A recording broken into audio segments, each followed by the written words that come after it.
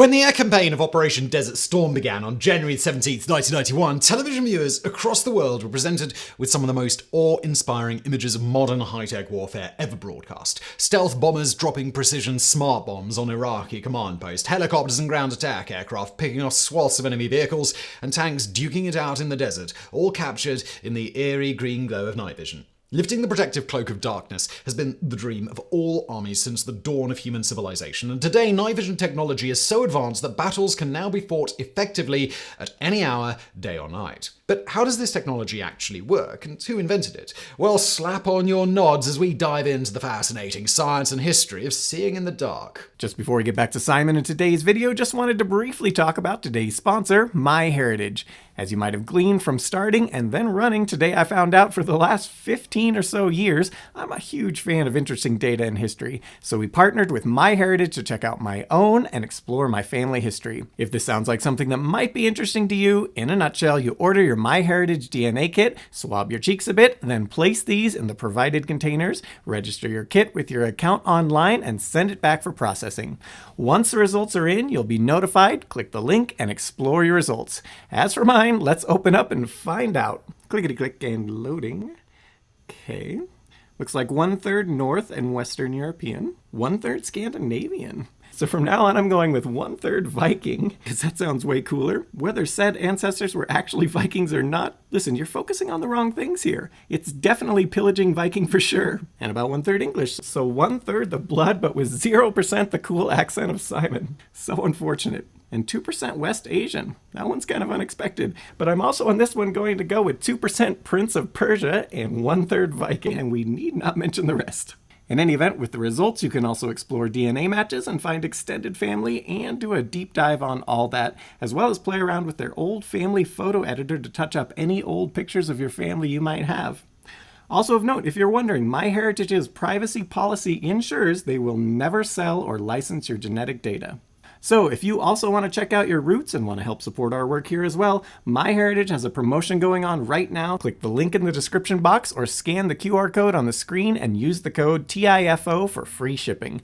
Don't miss out on uncovering your own family history adventure with MyHeritage. Thanks to MyHeritage for supporting our work as well. Now back to Simon and today's video. Now the story of night vision begins in the 1790s with British astronomer and polymath Sir John Herschel. While trying to develop a light filter that would allow him to better observe the surface of the sun, Herschel made a curious discovery. Quoting, "What appeared remarkable was that when I used some of them, I felt a sensation of heat, though I had but little light, while others gave me much light with scarce any sensation of heat." To determine which parts of the visible light spectrum transmitted the most heat, Herschel built a device he dubbed the spectroradiometer. Sunlight was passed through a prism to split it into its constituent colors, which were projected onto a screen. Herschel then used a thermometer to measure the temperature within each colored band. He discovered that the violet end of the spectrum transferred the least heat and the red end the most. Many scientists might have left it at that, but Herschel decided to go one step further, placing his thermometer just beyond the red band into an area with no visible light.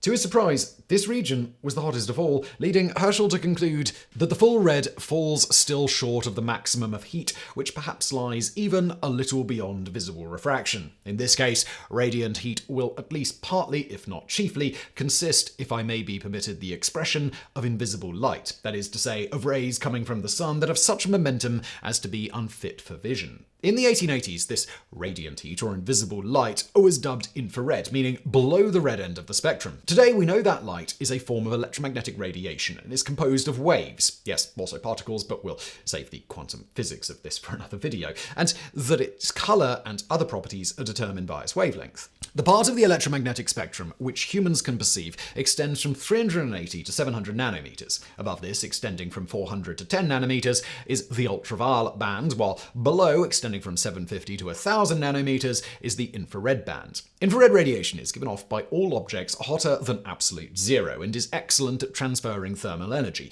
Indeed, much of the heat we feel from the sun is transferred to our bodies via infrared radiation. Objects at different temperatures give off different wavelengths of infrared. For example, humans mainly radiate heat in the long wavelength infrared band from 800 to 1500 nanometers, while hotter objects like vehicle engines also emit short and mid-wavelength in the 140 to 800 nanometer band. However, Herschel's method of detecting infrared radiation was crude and cumbersome, making this radiant heat difficult to study. Then, nearly a century later in 1878, American inventor Samuel Langley, most famous as a direct rival of the Wright brothers, invented an infrared detection instrument called a bolometer. This comprised two thin strips of platinum or palladium coated in lamp black, one shielded from light and the other not. When infrared radiation struck the unshielded strip, it was absorbed by the lamp black and heated up the strip, causing its electrical resistance to change. This change could then be detected using a sensitive instrument called a galvanometer. While simple, Langley's bolometer was remarkably sensitive, able to detect the body of heat of a cow at a range of 400 meters. At around the same time, scientists like Ferdinand Braun in Germany and Jagadish Chandra Bose in India discovered that certain minerals could be used to detect electromagnetic waves, a phenomenon known as photoconduction. These discoveries later led to the development of crystal radios, the first widely available detectors for receiving commercial radio broadcasts. They also inspired one of the first attempts to use infrared radiation for practical purposes. In 1917, an American inventor named Theodore W. Case discovered that the compound thallus sulfide exhibited photoconductivity in the infrared band. Funded by the US Army, Case attempted to exploit this effect to communicate over longer distances and through hazier atmospheres than was possible using regular signal mirrors and heliographs. And while he succeeded in transmitting infrared messages over 28 kilometers, the unreliability of his thallus sulfide detector and its tendency to break down with repeated exposure to light soon put an end to his research. However, all of the infrared detection devices developed to this point could only measure the presence or intensity of infrared radiation. They could not display any sort of image of said radiation source. The first device capable of doing so was the evaporograph, developed in 1929 by Dr. Marinus Czerny from the University of Frankfurt. Originally intended to allow anti-aircraft gunners to spot their targets by the heat of their engines, the evaporograph consisted of a sealed, semi-evacuated chamber containing silicon oil vapor and a thin, transparent celluloid membrane. When infrared radiation, such as from the heat of an enemy aircraft's engines, was focused by a germanium dioxide lens onto the membrane where it caused differential evaporation and condensation of the oil and optical distortions that could be picked up either by the human eye or a television imaging tube. Though not used during the Second World War, the technology of the evaporograph was considered so strategically important that it remained classified in the UK until 1956. 5 years later, engineers G. Holst and H. de Boer, working for Philips in the Netherlands, developed a fully electronic infrared detector which would form the basis of nearly all night vision technology to come. Known as an image converter tube, or Holst glass, this comprised an evacuated glass tube with one end coated in a thin layer of cesium and silver oxide to form a photocathode. Behind this were a series of tubular accelerating and focusing anodes, and finally, a phosphor-coated screen. When infrared radiation struck the photocathode, it released electrons via the photoelectric effect. These electrons were then accelerated and focused by the anodes onto the phosphor screen. This then converted them to a visible image of the infrared source. In 1941, the Holst glass was refined by Radio Corporation of America engineer Vladimir Zworykin, a key figure in the development of television, to create the RCA IP25 image converter tube, which was widely used in American night vision gear near the end of the Second World War. However, the first military to deploy electronic night vision in combat was that of Nazi Germany. German infrared detectors were based on the work of Edgar Kuger of the University of Berlin, who in 1933 discovered that lead sulfide, better known as galena, exhibits photoconductivity within the short or mid-wavelength infrared band. Among the first such devices, the Fahr- und Zahlgerät, aka Driving and Aiming Device, or FG-1250 Sperber, was developed by optics company Carl Zeiss AG and first issued in 1941. However, since short and mid-wavelength infrared radiation is only given off by very hot objects, these detectors were, by necessity, active and had to be used with large infrared spotlights to illuminate the target. This not only made early night vision gear like the FG-150 extremely heavy and bulky, meaning it could only be carried aboard tanks, half-tracks, and other vehicles, but it rendered the user extremely visible and vulnerable if the enemy also happened to have infrared detection capability. Later in the war, German weapons manufacturer C.G. Haenold developed a miniaturized version of this technology called the Zielgerät 1229, or Vampire. This consisted of an infrared spotlight and detectoscope mounted atop an STG-44 assault rifle, powered by a large battery in a wooden box and a smaller battery fitted onto a standard-issue gas mask carrier tube. This whole assembly was strapped to a regular infantry backpack frame and weighed a whopping 15 kilograms. Carried by specialized troops known as Nachtjager or Night Hunter, Vampire units were used in small numbers on the Eastern Front starting in February 1945. Meanwhile, the US military was developing night vision gear based on a completely different and far simpler technology. Known as metascopes, these devices were developed by the Institute of Optics at the University of Rochester in New York and used a series of special phosphor compounds to convert infrared into visible light. In a typical metascope, a spherical mirror gathered infrared light and focused it onto a phosphor-coated button. The resulting visible light was then viewed using a periscopic magnifying optic. In order to function, these phosphors first had to be excited or charged by exposing them to visible or ultraviolet light or even ionizing radiation. The charge gradually wore off with prolonged exposure to infrared lights, and metascopes featured double-sided rotating phosphor buttons so that one side could be charged using an internal battery-powered lamp or radioactive radium source, while the other was being used, allowing near-continuous operation. Metascopes were first used in combat during the Operation Torch landings in North Africa in November 1942. Compared to other contemporary night vision technology, the images produced by metascopes were relatively low resolution, making them unsuited for general observation work. Instead, they were largely used by the US Navy for clandestine ship-to-ship signaling at night using regular Morse code signal lamps fitted with infrared filters. Later, most Navy ships were fitted with a system of mast-mounted infrared signal lamps codenamed Nancy. Smaller household versions were also developed for the US Army and were largely used, along with infrared flashlights, by paratroopers for regrouping after night drops. And to learn more about how these forgotten devices work, please do check out the author's video on the subject on his own channel, Our Own Devices. Meanwhile, the National Defense Research Council, or NDRC, an organization set up in 1941 to help the US Armed Forces with weapons-related research and development, was developing a series of practical electronic night vision scopes based on the RCA IP25 image converter tube. The first of these, the C1 and C3 telescopes, were developed for the US Navy as more sensitive and high-resolution replacements for the earlier metascopes. Around 13,500 were produced by the end of the war. The C1 and C2 had actually been trialed by the Army, but were found to be too heavy and bulky for field use. Instead, the NDRC developed a more compact infrared scope called the Type D, two of which could be joined together to form infrared binoculars known as the Type B. Various hands-free mounts were devised to allow Jeep and tank drivers to operate their vehicles in pitch darkness, illumination being provided by a set of infrared headlights powered by an onboard generator. Another planned use was to allow assault glider pilots to home in on infrared beacons set up on the landing zone. Between July 1941 and April 1943, extensive testing of the Type B infrared binoculars was conducted at Fort Benning, Georgia, Fort Belvoir, Virginia, Aberdeen Proving Grounds, Maryland, and Fort Knox, Kentucky.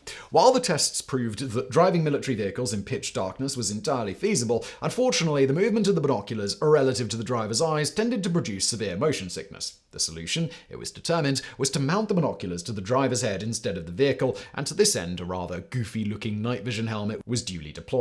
However, refinement of this concept proved difficult, and the equipment was not ready by the time the war ended. However, in July 1943, US Army Ground Forces headquarters requested the development of two portable infrared devices, one handheld and one for mounting on a rifle. These devices had to include both an imaging scope and an infrared spotlight, weigh no more than 15 pounds, and have a 6-hour power supply. RCA duly developed a pair of devices dubbed the Snooper Scope and the Sniper Scope. The Snooper Scope, intended for reconnaissance work, mounted a detector scope and a 30-watt infrared lamp on a single handle and was powered by a 4-kilogram power supply carried in a separate satchel. This contained a 6-volt lead-acid battery and an electronic oscillator to step up the battery output to the 4,000 volts needed to run the imaging tube. The total weight of the equipment was 10 kilograms. The Sniper Scope was nearly identical, though designed to be mounted on a specially modified M1 carbine known as the T3. Trials of the Snooper Scope and Sniper Scope took place at Fort Belvoir and Fort Benning in January and February of 1944. Though initial testing revealed several flaws, such as poor image resolution, difficult to manipulate controls, and lamp lenses prone to cracking in the rain, later trials with improved prototypes proved that the basic concept was sound, with soldiers being able to identify and accurately hit targets at ranges up to 200 feet in pitch darkness. After improvements were made to the prototypes to improve their reliability and ruggedness, 1,420 Snooper Scopes and 715 Sniper Scopes were manufactured by Electronic Laboratories of Indianapolis and shipped to the European, China, China, India, Burma, and Pacific theaters for field testing. However, hostilities ended in the first two theaters before the scopes could reach combat, so in April 1945, the remaining units were distributed among 7 US Army and US Marine Corps divisions participating in the invasion of Okinawa, the final objective in the American island-hopping campaign before the invasion of the Japanese home islands. The weight and bulk of the infrared equipment made it unsuitable for use on combat patrols, so it was mainly used to defend static positions against infiltration by Japanese combat engineers at night. In this role, the snooper scope and sniper scope proved remarkably effective, accounting, by some estimates, for nearly a third of Japanese casualties inflicted by the divisions issued with this gear.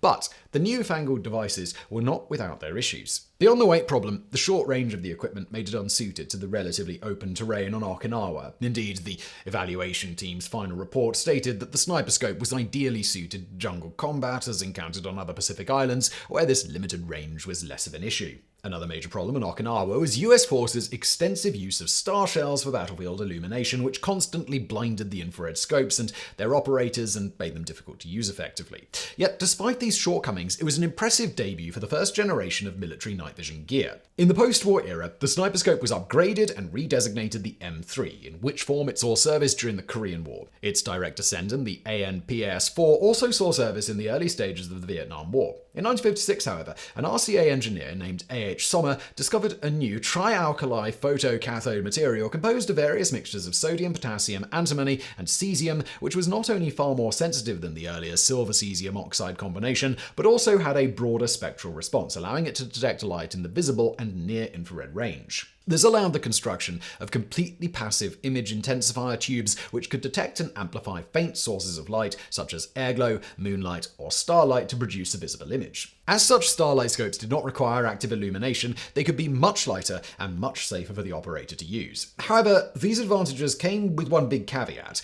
as they needed some kind of faint ambient light to operate, so starlight scopes could not be used in pitch darkness. This level of night vision technology is typically termed Generation 1, while World War II era active infrared scopes are retroactively termed Generation 0. The first starlight scopes to see combat were the AN/PVS-1 and the AN/PVS-2, also known as the Surveillance, Target Acquisition and Night Observation, or STRANO. These were developed by the US Army Electronics Command and Wallensack Optical Company of Rochester, New York, starting in 1964, and they began reaching US troops in Vietnam in 1967. Measuring 45 centimeters long and weighing a whopping 2.7 kilos, the AN/PVS-2 contained 3 image intensifier tubes stacked one behind the other so that each amplified the output of the one in front of it. These scopes were designed to be mounted on a variety of weapons, including the M14 and M16 rifles, the M60 machine gun, and even the M79 grenade launcher and M67 recoilless rifle. In practice, however, they were mainly used on the former two, as the recoil from the heavier weapons tended to shake the delicate scopes to pieces, while the muzzle flash temporarily bloomed or whited out the intensifier tube, making aimed follow-up shots impossible. There were other problems as well. While significantly lighter than earlier active scopes, the AN/PVS-2 proved too heavy and bulky to carry on active combat patrols, while the highly pitched whine produced by its electronics tended to give users positions away. Thus, like its World War II predecessors, the scope was mainly used in the static role to defend outposts against enemy attacks at night. Still, the sheer weight of the scope often caused it to shake loose from its mount, making it impossible to maintain zero. Consequently, they were typically used for observation and to direct the fire of other weapons, rather than as practical weapons sights. Despite these early teething problems, the AN/PVS-2 formed the basis for nearly every passive night vision optic up until the present day, and the technology was rapidly improved to make it more compact, sensitive, and versatile. For example, the AN/PVS-2B introduced automatic brightness correction, or ABC, which automatically compensated for rapid changes in ambient light and minimized blooming. Then, in the mid-1970s, the Optic Electronic Corporation of Dallas, Texas, developed the Generation 2 image intensifier tube, which added a third component called a microchannel plate composed of thousands of tiny glass tubes between the photocathode and the phosphor screen. When electrons from the photocathode strike the microchannel plate, they bounce around inside the channels and release more electrons via a process known as an electron avalanche. This results in significantly greater amplification with a single intensifier tube, eliminating the need to cascade multiple tubes together and allowing night vision scopes to be made much lighter and more compact. The first Generation 2 scope to enter US military service was the AN/PVS-4, officially adopted in 1978. 15 centimeters shorter and a kilogram lighter than its Vietnam-era ancestors, the AN-PVS-4 proved highly successful, with over 150,000 units being manufactured between 1985 and 2002. In the mid-1980s, the original Generation 2 intensifier tube was replaced with a more advanced Generation 3 model, which differed from previous generation tubes in two main respects. First, the older trialkali photocathode material was replaced with an even more sensitive gallium arsenide composition, and second, the electrostatic focusing electrodes were removed in favor of a fiber optic inverter assembly, a bundle of optic fibers twisted 180 degrees to flip the image from the phosphor screen the right side up. This allowed the tube to be lighter and more compact, and the viewing eyepiece to be simpler. And this brings us neatly to the present day. While many manufacturers of civilian night vision gear claim that their products are Generation 4, according to official US military nomenclature, there is no such thing, with all current passive night vision technology technically being Generation 3 with various upgrades. For example, most current night vision optics feature a system called Bright Source Protection, or BSP, which modulates the voltage supplied to the microchannel plate to prevent concentrated light sources from blooming out the tube.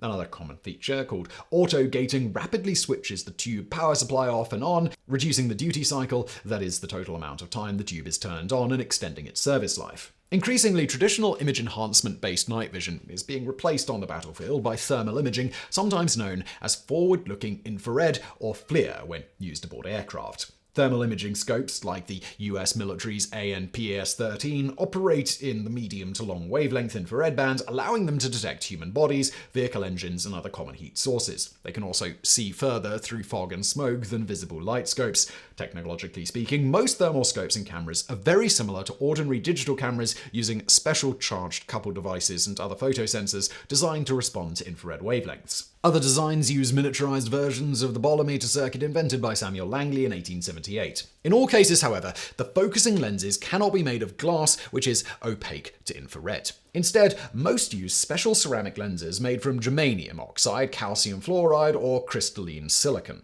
Another design challenge unique to thermal scopes and cameras is preventing the thermal emissions of the camera itself from overwhelming the detector. For this reason, many thermal detectors must be actively cooled in order to function properly, either with cryogenic gases, electric heat pumps, or solid-state thermoelectric coolers called Peltier devices. And that, viewers, is the story of night vision up to the present day. As you can see, what we typically think of as night vision is a bit of a misnomer, as this technology needs at least a small amount of visible light or near-infrared light to function and cannot be used in total darkness. Still, combined with thermal imaging, the image intensifier scopes have succeeded in lifting the age-old protective cover of night, leaving few truly safe places on the battlefield. Once again, before you go, if you're ready to uncover and explore your family history and want to help support our work here, get your DNA kit from MyHeritage via the link below. And don't forget to use the code TIFO for free shipping.